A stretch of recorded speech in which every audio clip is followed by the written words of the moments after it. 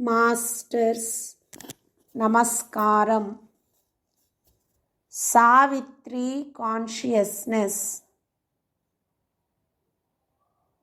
Cosmic consciousness,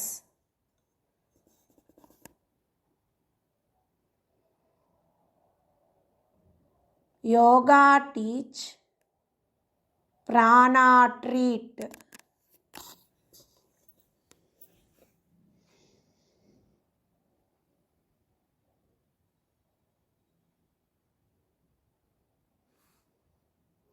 Supply plenty of prana.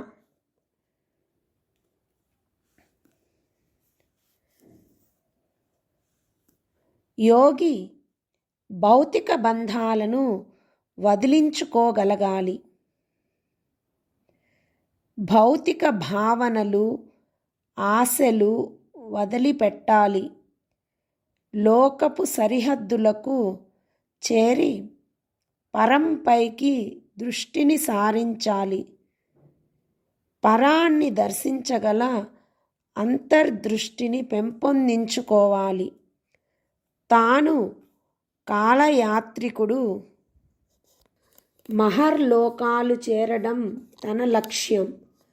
పరానికి తాను చేరువైన కొద్దీ దివ్య సంకేతాలు కనిపిస్తాయి, దివ్య నాదాలు వినిపిస్తాయి, శూన్యంలో సుందర దృశ్యాలు దర్శనమిస్తాయి. అదొక దివ్య ప్రపంచం, భవ్య ప్రబంధం. ఆత్మకు మరణం ఉండదు, ఆత్మకు అజ్ఞానం అంటదు. అయినా ఆత్మ అన్వేషిస్తుంది. నిరంతరాన్వేషణ అమృతతుల్యం. అది మృత్యువును దరిచేరనివ్వదు. ఆత్మ తనను తాను సదా అన్వేషిస్తుంది. అంతర్దృష్టికి అనేక నిగూఢ రహస్యాలు తెలుస్తాయి. మానవ శరీరం భౌతికం, అందులో ప్రజ్ఞ పరిమితం. అవధులు దాటి పరిధుల్ని అతిక్రమించాలి. అప్పుడు జీవుడు క్రాంతిని దర్శిస్తాడు. కాల తరంగాలను కాంతి తరగలుగా మార్చుకోగలడు. మనస్సు వెన్నెల కురిపిస్తుంది. పొరలు విడిపోతాయి. స్వాప్నిక తేజస్సుకు మాయ పొరలు విడిపోతాయి. మహర్లోక తీరాలు స్వాగతిస్తాయి. జీవుడు భావలోకాలు దాటి భవసాగరాలపై ప్రయాణం సాగిస్తాడు. ఇంతకాలం భావలోకాలలో విహరించాడు. భౌతిక నావపై పయనించాడు. ఆధ్యాత్మిక కాంతిలో తిరిగాడు. ప్రాపంచిక అలజడుల్ని, శక్తుల్ని, ప్రలోభాల్ని క్రమంగా అధిగమించి అగోచర అగమ్య భూమికల్ని సైతం దాటి మహదాకాశం క్రింద మరో ప్రపంచాన్ని దర్శిస్తాడు. భౌతిక ప్రపంచం ఛాయ కూడా కనిపించదు అక్కడ. దృశ్య ప్రపంచం కనుమరుగై అతి సుందర అదృశ్య ప్రపంచాన్ని చేరినట్లు, లక్ష్యాన్ని చేరుకున్నట్లు, తాను ఏ గమ్యం వైపు పయనిస్తున్నది ఎవరికీ గుర్తుండదు. ఏ తీరాన్ని చేరుతున్నది తెలియదు. అసలు జగన్మాత సంకల్పం ఏదో, పరమాత్మ సందేశం ఏమిటో తెలియని అగమ్య స్థితి. జగన్మాత సంకల్పాన్ని పరమాత్మ తన సంకల్పంగా చేసుకున్నప్పుడు పరమాత్మకు వేరే సంకల్పం ఉండదు. శూన్యమే గమ్యం అవుతుంది. అది మనకు అగమ్యం అనిపిస్తుంది. ఈ మార్మిక గ్రంథాన్ని చదివినప్పుడు గానీ తెలీదు. ప్రతి పుటలోనూ అద్భుతాలే. తాను ఏ తీరానికి చేరింది అప్పుడు అవగతమవుతుంది. అంతదాకా మహాశూన్యం. పరలోకంలో తనది దివ్య శరీరం, దివ్యాత్మ. అంతా దివ్యమే. పరమాత్మ సన్నిధిలో తానొక దివ్యాణువు, తానొక మహా తేజస్సు. తన నశ్వరతను అనస్వరం చేసుకుంటాడు. ఈలోగా కాలం సాగిపోతుంది. యుగాలు గడుస్తాయి. తాను పయనించే నావ కల్లోల సాగరాలలో నిలిచిపోతుంది. రోదసీ తరంగాలు దాడి చేస్తాయి. ఎన్నో ప్రమాదాలు ఎదుర్కోవాలి. కానీ దివ్య స్పృహ ఒక్కటి ముందుకు నడిపిస్తుంది. జనన మరణాలు అధిగమించడం జరుగుతుంది. జాగ్రత్త స్వప్న సుషుప్తులు ఒక్కటవుతాయి. ప్రకృతి రూపంలో జగన్మాత తనకు అండగా నిలుస్తుంది. ఆ శక్తి తనను మార్గం తప్పనీయదు. విరామం, విశ్రాంతి ఉండవు. మహాయాత్రకు అంతం ఉండదు. మనిషి ఆత్మను క్రమ్మిన మాయ తెరలు తొలగినప్పుడు జ్ఞానోదయం అవుతుంది. ప్రకృతి ధర్మానుసారం మనిషి జీవితం సాగుతుంది. పరమాత్మ, జగన్మాత రూపాలు వేరు, కార్యనిర్వహణ ఒక్కటే. పరబ్రహ్మ విశ్రమిస్తే జగన్మాత ఆయన హృదయస్థగా ఉంటుంది. జగన్మాత మరచినా పరమాత్మ మరిచిపోడు. పరమాత్మ లేకుండా మనిషికి మనుగడ అసంభవం. మనిషి తెలుసుకోవలసింది ఎంతో ఉంది. ఆ ప్రేరణ పరమాత్మదే. జగన్మాత సృష్టి వాస్తవం, పరమాత్మ కృతి మార్మికం. జగన్మాత సృష్టిలో వినోదం ఉంది. ఆమె నాటకానికి ప్రయోజనం ఉంది. జీవునితోనే జీవనం కలిసి ఉంటుంది. జగన్మాత సంకల్పంలోనే జగల్లీల వినోదం మిళితమై అంతర్లీనంగా ఉంది. సమాధి స్థితిలో చైతన్యం జ్వలించి ఆత్మజ్యోతిని వెలిగించి పరబ్రహ్మ పదానికి వెసులుబాట కలిగిస్తుంది. జగన్మాత తన జ్ఞాన కిరణాలతో అంధకారాన్ని తొలగిస్తుంది. మనిషికి పరబ్రహ్మ స్పృహ కలిగిస్తుంది. అవసరమైన శక్తుల్ని ప్రసాదిస్తుంది. మార్మిక శక్తుల ప్రవేశంతో మనిషిలో దివ్యత్వం ప్రవేశిస్తుంది. పరమాత్మ తను నిశ్చలంగా ఉంటూ ఆత్మను తన ప్రతినిధిని చేశాడు. భావశూన్యంలోనే బ్రహ్మానందం లభిస్తుంది.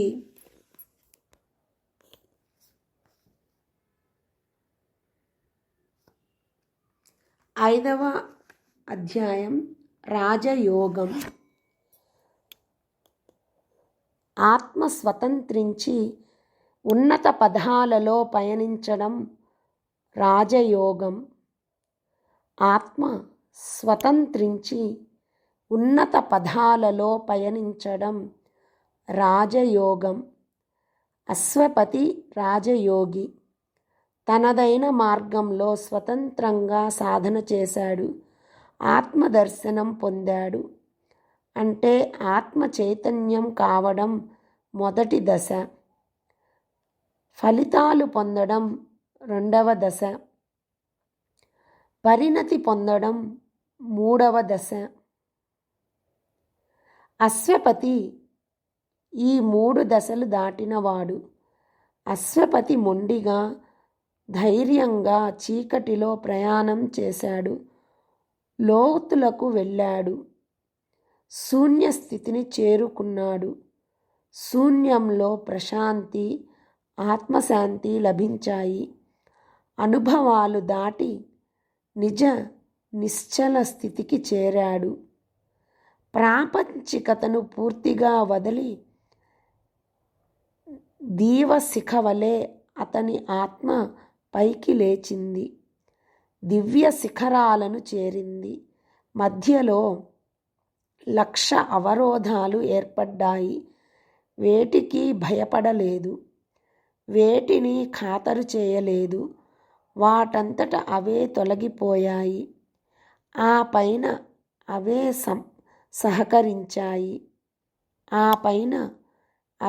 సహకరించాయి. పైకి వెళ్ళిన అశ్వపతి ఈ లోకాన్ని మరచిపోయాడు. మనస్సు విస్మరించడం కాదు, ఆత్మ ఆ స్థితిని దాటి పైకి పోయింది. దివ్యత్వం అతనిని ఆవహించింది. భూమి పైన నెలకొని ఉన్న అజ్ఞానాన్ని తొలగించాలని అతని నిర్ణయం. అతను ఒక విచిత్ర లోకం చేరాడు. అది స్థితి. అనేక మహత్తులు, శక్తులు అందాయి. అంతర్శక్తి ఆది పరాశక్తితో చేతులు కలిపింది. అంతర్లోకాలన్నీ కనిపించాయి. అక్కడ తెలియనిది ఏమీ లేదు. అంతా దివ్యజ్ఞానమే. ఆధ్యాత్మిక సోపానాలు ఆరోహణకే కాదు, అవరోహణకు పనికొస్తాయి. అక్కడ సృష్టి ఉంది. అక్కడ పరమాత్మ సౌందర్యం ఉంది. ఆ దశలో అతనికి సృష్టి రహస్యాల పట్ల ఆసక్తి పెరిగింది. యోగ విభూతి వల్ల కలిగిన జిజ్ఞాస వేరు. ఇది ఆధ్యాత్మిక పరిణామం కలిగించిన జిజ్ఞాస. తనకు అవసరమైన శక్తి యోగ సాధన వల్లనే సమకూరింది. తన యోగ శక్తిని మొత్తం మానవ జాతి ఉద్ధరణకు వినియోగించాలని నిర్ణయించుకున్నాడు. పరమాత్మను గురించిన జిజ్ఞాస మానవునికి కలిగింది. ఆలోచనకు అంతర్దృష్టికి మధ్య తెర తొలగిపోయింది. తేజస్సు ముందుకు దారి చూపింది. దివ్య దృష్టి అన్నది ఒక దిగుడు బావి. దాని ప్రక్కన ఒక మార్మిక గుహ. దానికొక రహస్య ద్వారం. ఆ గుహలోకి ప్రజ్ఞా విహంగాలతో ప్రవేశించాలి. అక్కడి దివ్య తేజస్సులో సర్వం వివృతమవుతుంది. మన నమ్మకాలను, విశ్వాసాలను పూర్తిగా వదిలిపెట్టాలి. మనస్సు పైన ఎలాంటి బరువులు ఉండకూడదు. సత్యం అనేది ఒక్కటే వాస్తవం. ప్రపంచంతో మనల్ని ముడివేసిన మానసిక బంధాలను, అనుబంధాలను పూర్తిగా తెంచుకోవాలి. భౌతిక ప్రపంచపు ధర్మాలన్నీ అక్కడ ప్రతిబంధాలవుతాయి. దేహ ధర్మాలు ఏవి ఆత్మశక్తికి విరోధాలు కావు. దేహ ధర్మాలు ఏవి ఆత్మశక్తికి నిరోధాలు కావు. జీవస్పందనలు నిలిచిపోయినప్పుడు మృత్యువు తొంగి చూస్తుంది. శ్వాసను నియంత్రించి ఆలోచనల్ని నియంత్రించిన యోగి మృత్యువును జయిస్తాడు. అలా చేసినప్పుడే యోగ సమాధి. కొద్దిమంది మాత్రమే ఆ సమాధి స్థితికి చేరగలరు. చిత్తవృత్తుల్ని నిరోధించినప్పుడు మన బలహీనతలు తెలుస్తాయి. దివ్య శక్తులు, మహత్తులు అప్పుడు గ్రహించగలం. దివ్య మందిర ద్వారాలు ఎల్లప్పుడూ మూతబడే ఉంటాయి. ఆ మందిరంలో సృష్టి రచనా రహస్యాలు దాగి ఉంటాయి. అక్కడనే సనాతన ధర్మ సూత్రాలు ఉన్నాయి. అక్కడే చరాచర జీవరాశి చరిత్రలున్నాయి. అక్కడనే విశ్వధర్మాలు, వాటికి భాష్యాలు ఉన్నాయి. తారల, గ్రహాల చలన సూత్రాలు అక్కడనే నిగూఢంగా ఉన్నాయి. అవే మనల్ని శాసిస్తుంటాయి, నడిపిస్తుంటాయి. అవి మన విధుల్ని సైతం నిర్దేశిస్తాయి. అవి అన్నీ సంకేతాలుగా ఉంటాయి. అక్కడే లోక చరిత్రకు మూలాధారాలున్నాయి.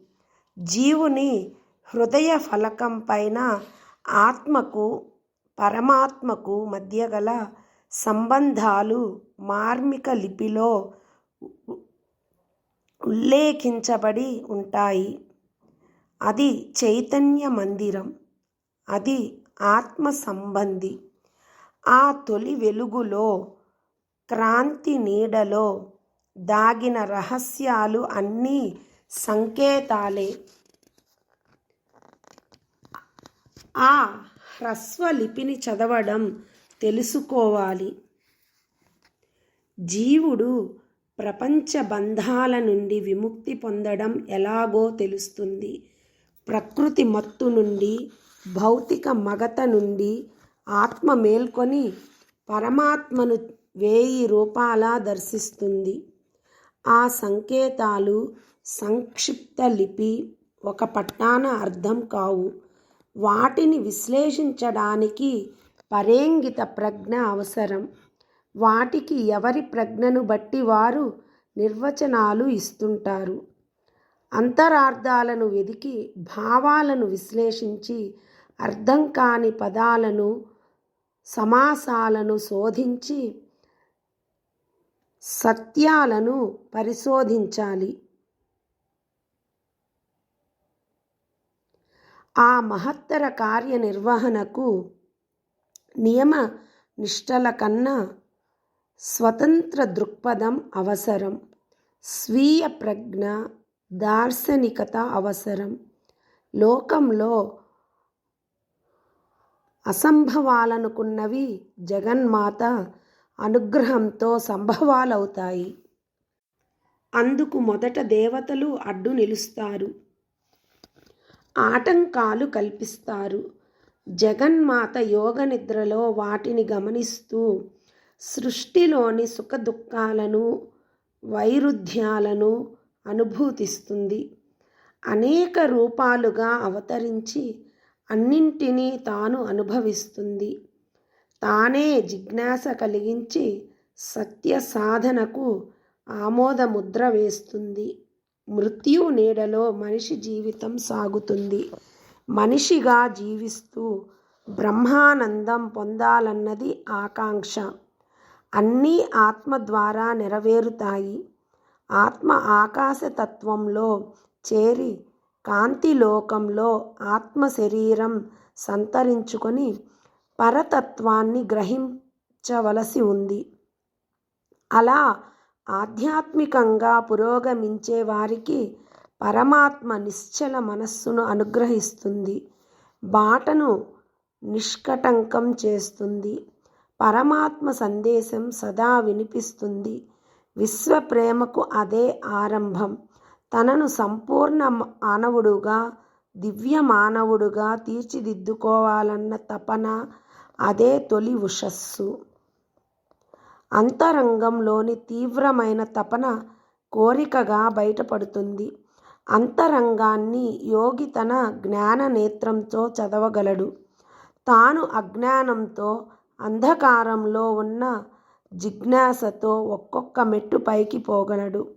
చీకట్లను, అజ్ఞానాన్ని దాటిపోగలడు. తానే పరానికి సోపానాలు నిర్మించుకొని జ్ఞాన జ్యోతిని వెలిగించుకోగలడు. అజ్ఞానాన్ని, అంధకారాన్ని తరిమివేయాలి. ఈశ్వర ముద్రలను తన హృదయంలో దర్శించి హత్తుకోవాలి. అప్పుడు మృత్యువును అధిగమించినట్లు. అప్పుడు జీవునికి సర్వస్వతంత్రత సిద్ధిస్తుంది. ఆత్మ లేని చోట్ల అరూప భావనలు కనిపిస్తాయి. ప్రతి పదార్థం ఆధ్యాత్మిక కాంతిలో భాసిస్తుంది. సర్వం కల్విదం బ్రహ్మ. అగోచరం గురించి తెలుసుకొని దానికి వివేకం సాహసిస్తుంది. పరిణామ క్రియలో జీవుడు హిరణ్య తేజస్సు పొందుతాడు. శూన్యం అయిన మనస్సు వెలుగులు నింపుకుని ఆత్మ అందించే సంకేతాలను స్వీకరిస్తుంది. విశ్వాన్ని సైతం విశ్లేషిస్తుంది, నిర్వచిస్తుంది. యోగి ఆంతర్యం గ్రహించలేని విషయం ఉండదు. చిక్కుముడులన్నీ విడిపోగా సర్వం జ్ఞాతమవుతుంది. జీవితం విశ్వమంత విశాలంగా, ఆకాశమంత స్వచ్ఛంగా తోస్తుంది. లోకం సమస్తం సుఖంగా ఉండాలన్న కోరిక, లోకాన్ని ఆనందమయం చేయాలన్న ఆరాటం కలుగుతుంది. లోకంలో జరిగే ప్రతి పనికి ఏదో అర్థం కనిపిస్తుంది. పరమార్థం ఉన్నట్లు తోస్తుంది. ప్రతి కదలికకు విధితో సంబంధం ఉందనిపిస్తుంది. శూన్యం చైతన్యంతో నిండిపోతుంది. ఆ మహదాకాశంలో యోగి పరబ్రహ్మను దర్శిస్తాడు. యోగి హృదయం సంపూర్ణ విశ్వాసంతో నిండినప్పుడు అధిమానవ రూపాల్ని ఆవిష్కరించ పూనుకుంటుంది. అగోచరం అనుకున్న శిఖరాల్ని దాటి అందని ఔన్నత్యాలపై ఆత్మను నిలుపుతుంది. తాను దర్శించిన లోకం భూమిపైన శాశ్వతంగా నిలపాలని కలకంటుంది. యోగి జీవితంలో అంతవరకు చీకట్లు ముసురుకున్నా ఇప్పుడు వెలుగుమయం. ఆత్మ నేర్చిన తొలి పాఠాలు, అర్థం కాని విషయాలు గ్రహించడంతో పరమాత్మ సృష్టి ప్రబంధానికి తను కొత్త భాష్యాల్ని రచిస్తాడు. కొత్త అర్థాల్ని స్ఫురింపచేస్తాడు. ప్రతి మూర్తిలో సత్యం దర్శనమవుతుంది. పరబ్రహ్మ నిజతత్వాన్ని గ్రహించడమే పరతత్వం. అదే జీవితానికి పరమార్థం. ప్రకృతికి సామాన్య ధర్మం. బ్రహ్మచర్యంతో శరీరం కాంతిపూర్ణమవుతుంది. మనస్సు, హృదయం ఒక్కటిగా పనిచేస్తాయి. ఆత్మచేతన విశ్వచేతనతో సమతుల్యమవుతుంది. పొగ మంచుతో కప్పిన కాంతి శిఖర దర్శనం అయినట్లు పరమాత్మ సముజ్వలంగా దర్శనమిస్తుంది. తనను పోలిన మూర్తులలో పరమాత్మ పరకాయ ప్రవేశం చేస్తాడు. అందుచేతనే దేవతామూర్తులలో, దైవ విగ్రహాలలో పరమాత్మ దర్శనమవుతుంది. కానీ ఆరాధ్య దేవతలు ఎవరూ పరబ్రహ్మకు వినయంగా ఉండరు. మనిషికి పరమాత్మకు మధ్య వీరు అడ్డు నిలుస్తారు. అడుగడుగునా అడ్డు తగులుతూ తమ ఆధిక్యాన్ని చాటుతుంటారు. మనిషికి పరమాత్మకు మధ్య అల్పత్వానికి, అహంకారానికి, స్వార్థానికి తావుండదు. మనిషి పతనం కావడం పరమాత్మకు అంగీకారం కాదు. ప్రపంచం అధోగతికి దిగజారడము పరబ్రహ్మ అభిమతం కాదు. దేవతలు తమ పరిధిలో తృప్తి చెందక తామే పరబ్రహ్మం అని భక్తుల్ని వంచిస్తారు. దాంతో ప్రకృతి పరమాత్మల మధ్య ఒప్పందం రద్దయిపోతుంది. అక్కడ ఎంత కృషి చేసినా అది ఆరంభం మాత్రమే. ప్రాథమికమైన పునాది రాళ్ళు పాతడం పూర్తి అవుతుంది. ఆత్మ ప్రవేశించని శరీరం నిరాకార నిర్గుణ యంత్రం. అన్నీ అరకొరగా కనిపిస్తాయి. ఏదీ పూర్ణం కాదు. ఏదీ పూర్ణం ఫలితాలునివ్వదు. భౌతిక శరీరం వ్యసనాల ఖని. పారలౌకిక విషయాలు ఎన్ని తెలుసుకున్నా తృప్తి ఉండదు. దేవతారూపాల, దైవశక్తుల జోక్యం వల్ల మనిషి స్వతంత్రించలేకపోతుంటాడు. అది అసలు లోపం. ఆ సందిగ్ధమే ఒక అయోమయ ప్రపంచాన్ని సృష్టిస్తుంది. అది మొదట పలచగా, శూన్యంలో చిన్న కదలికగా ఏర్పడుతుంది. సొంత జ్ఞానం శక్తి వలయాలను సృష్టిస్తుంది. సౌందర్యాన్ని భౌతిక రూపాలలోకి కుదిస్తుంది. కృత్రిమమైన ప్రేమలు, అనురాగాలు మనిషిని ఆకర్షిస్తాయి. స్వార్థం కరుడు కట్టిన వారు, అహంకారులు, డాంబికులు మోసం చేస్తుంటారు. జనాల్ని మభ్యపెడుతుంటారు. అలాంటి వారిని ఆశ్రయిస్తే మన ఆశలు తీరవు. సందేహాలకు సమాధానాలు లభించవు. పైగా మరికొన్ని చీకటి ద్వారాలు తెరుచుకుని మనకి స్వాగతం చెప్పి మనకున్న జ్ఞానాన్ని బలి తీసుకుంటాయి. ఆలోచనల వల్ల, ఆడంబరం వల్ల ఆత్మ తేజస్సు పెరగదు. ఇలాంటి నకిలీ వెలుగులు జీవితం పొడవునా ఎడనెడ కనిపిస్తుంటాయి. వీరు మనల్ని త్రిశంకు స్వర్గాలకు చేరుస్తుంటారు. అవి నకిలీ స్వర్గాలు, నకిలీ నందనవనాలు. అవి కృతకాలు, కృత్రిమాలు. వాటి వల్ల ఆధ్యాత్మికత ముసుగులో కోరినన్ని ప్రాపంచిక సుఖాలు, భోగాలు అనుభవించవచ్చు. కానీ ఆత్మ దారుణంగా పతనం చెందుతుంది.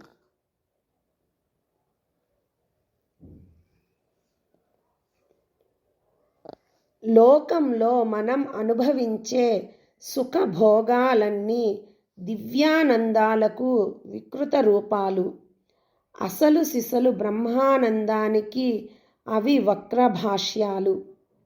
గాయపడిన ఆనందం ఎన్నటికీ శాశ్వతం కాదు. ప్రకృతి తన శక్తుల్ని సమీకరించి భౌతిక శరీరానికి కలిగించే సుఖాలు, ఆనందాలు శాశ్వతం కాదు. అవి అజ్ఞానంతో, అహంకారంతో మనం బలవంతంగా పొందే ఆనందాలు. ఈ లోకంలో మనం కష్టపడి కామించి సంపాదించిన సుఖాల విలువలు ఎప్పటికైనా నశించేవే. మనం సాధన చేసి ఆర్జించే శక్తుల విలువ అపారం. మనం అనుభవించే సుఖాలు పరమాత్మ పేర రాసే నకిలీ చెక్కులు. కడకు మనం చేసిన పనులన్నీ అర్ధరహితంగా మారతాయి. పై లోకాలలో మనకు అన్ని ప్రతిఘటనలే ఎదురవుతాయి. ప్రతి విజయం వెనుక కొంత అపజయం పొంచి ఉంటుంది. ఇక్కడ అనుభవిస్తున్నంత కాలం అనుమానం కలగదు. కానీ మనం గర్వించే ఆలోచనలన్నీ చివరకు నిరుపయోగం అవుతాయి. మనం స్వయం కృషితో సాధించిన విజయాలు చివరకు అపజయ కేతనాల్ని ఎగరవేస్తాయి. అభావ ప్రపంచంలో మనిషి భావనతో బ్రతుకుతుంటాడు. అగోచర సాగరం మధ్య మనిషి ఒక చిన్న ద్వీపం. ఉన్నతుడు కావాలని కలలు కనే అల్పజీవి. కొన్ని మంచి గుణాలున్న పశుప్రాయుడు. మనిషి జీవితం సంస్మరించదగింది కాదు. మనిషి సాధించే ఘనకార్యాలన్నీ అతనితోనే నశిస్తాయి, తెరమరుగవుతాయి. చైతన్యం సైతం చివరకు కొడిగట్టి ఆరిపోతుంది. చైతన్యం సైతం చివరకు కొడిగట్టి ఆరిపోతుంది. ఆశ చావక మరొక జన్మకు బదిలీ అవుతుంది. అయినా మనిషి ఆశయం ఉన్నతం, గమ్యం ఉత్కృష్టం. పరమాత్మను చేరడం మనిషి పరమ లక్ష్యం. తన పరిసరాలను పునర్నిర్మించుకుని తను జీవిస్తున్న లోకానికి కొత్త అందాలు సంతరించగలడు, కొత్త రూపాన్ని ఇవ్వగలడు. తనకు తెలియకుండానే కాలానికి అతీతంగా మనగలడు. ప్రకృతిని, విధిని జయించి దాటిపోగల శక్తి మనిషి ఆత్మకు ఉంది. మనిషి చేసే పనులన్నింటినీ ఆత్మ పరిగణించదు. మన తాపత్రయాలకు, మన ఆర్జనలకు విలువ కొట్టదు. గడిచిన కాలం నష్టపోయినట్లు భావిస్తాం. జీవితంలో అనుభవించిన సుఖాలు, ఆనందాల ఛాయలు కూడా మిగలవు. చివరకు ఆత్మకు ఆసరాగా నిలిచేది నిశ్శబ్దం ఒక్కటే. ఆత్మకు ప్రాపంచిక వ్యామోహాలు, కామనలు అంటవు. అది పరమాత్మ మందిరంలో అనస్వరంగా నిలుస్తుంది. తన లోకంలో యథేచ్ఛగా సంచరిస్తూ కనిపించని దివ్యసీమలలో భద్ర మంటపాలలో సేద తీరుతుంది. నెమ్మదిగా పరసీమల వైపు పయనం సాగిస్తుంది. పరసీమల నుండి ఒక నాదం వినిపిస్తుంది. అది ప్రణవం. మన భావాలను, బాహ్య ప్రపంచాన్ని, మేధస్సును అది కదిలించదు.